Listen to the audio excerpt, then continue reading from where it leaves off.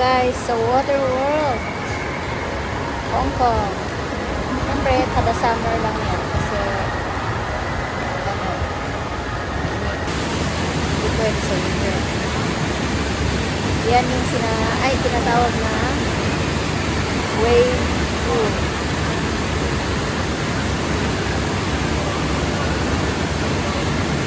Tigas talaga ng ulo ko dyan, di ako makasunod.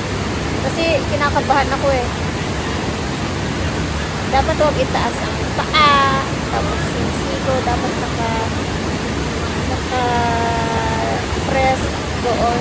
Ganda sa may siko para hindi ka malunod. Pero enjoy.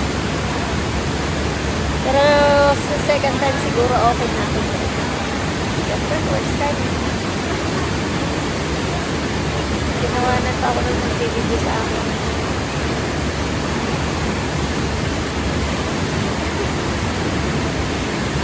At ganun nakataas ang oh my gosh. Tapos lang ulo.